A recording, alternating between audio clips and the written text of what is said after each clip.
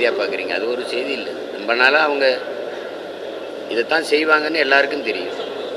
அதான் இப்போ அவங்க கொண்டு வருவாங்கன்னு தெரியுது அவரை துணை முதல்வராக. அதுக்கு உங்களுக்கே தெரியுது.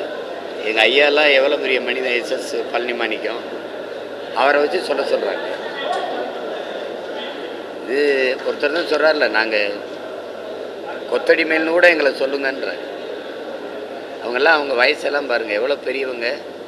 அப்போ எவரும் அறிவார்ந்த சமூகமாக உருவாக்கலை. இவங்க பகுத்தறிவு, தன்மானம், சுயமரியாதையெல்லாம் வெறும் சொல்லளவில் நிறுத்திட்டு அடிமையில் இல்லை, கொத்தடிமையில் தான் கொத்தடிமையாக இருக்குங்கிறத பெருமையாக சொல்கிற ஒரு கூட்டத்தை உருவாக்கி, இது எங்கே எப்படிப்பட்ட கூட்டம்னு பாருங்கள். இது என்ன பண்ண முடியும்?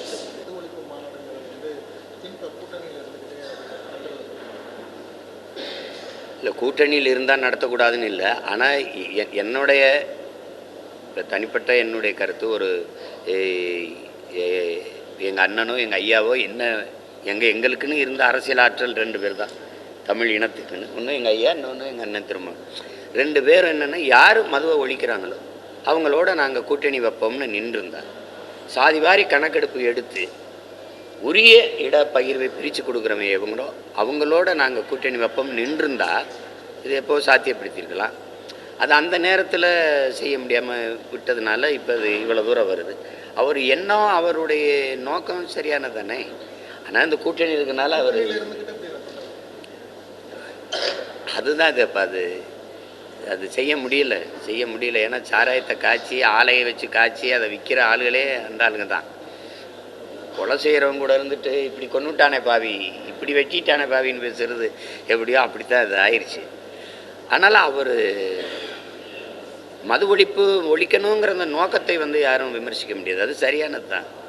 ஒரு சூழ்நிலை, சரியான சூழ்நிலை, ஒரு கெடு வாய்ப்பு, அவர் அந்த கூட்டணிகளை போய் சிக்கிக்கிட்டார். அவ்வளோதான். அதை போய் அவ்வளோ அதுக்கு மேலே பேச வேண்டியதில்லை. ஆனால் ஆட்சியில் பங்குன்னு எங்கள் அண்ணன் கேட்குறதுல அவருக்கு 2 விழுக்காடு, அதாவது 10 சீட்டு தானே சட்டசபையில், என்ன ஆட்சியில் பங்குன்னு நீங்கள் கேட்கலாம்.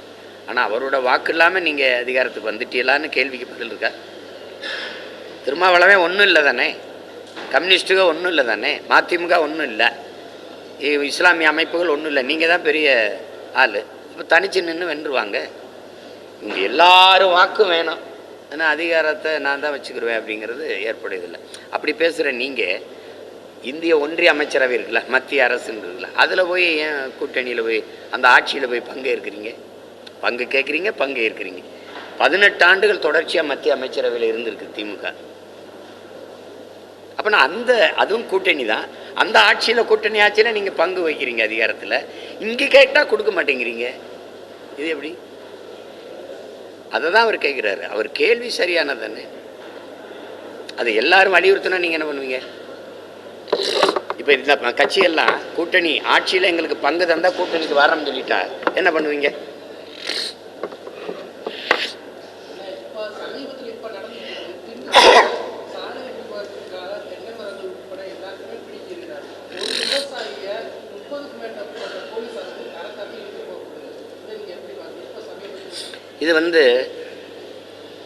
இது கொடுங்கோன்மைன்னு தான் சொல்லணும். இந்த ஆட்சி முறை கொடுங்கோன்மை.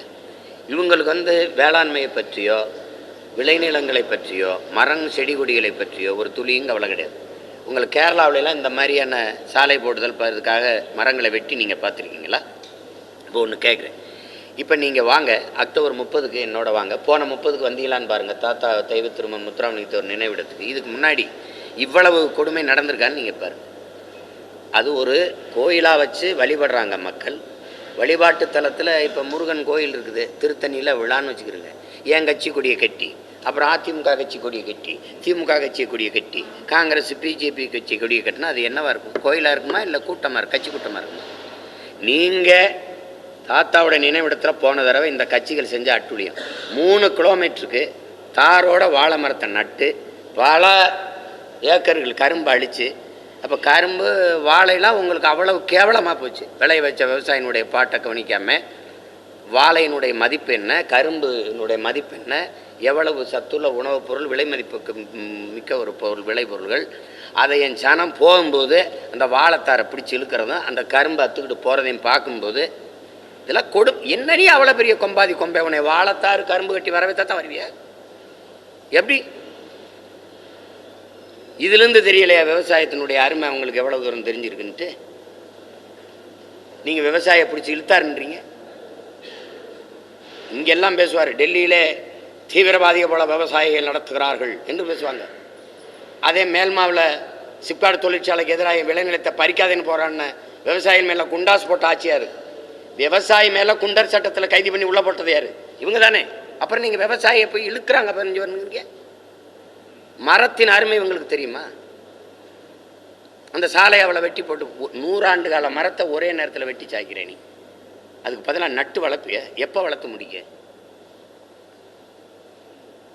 இந்த வெக்கம் இல்லாமல் புவி வெப்பமாகுது, பருவநிலை மாறுது, இதெல்லாம் சொல்ல உங்களுக்கு வெக்கமா இல்லை?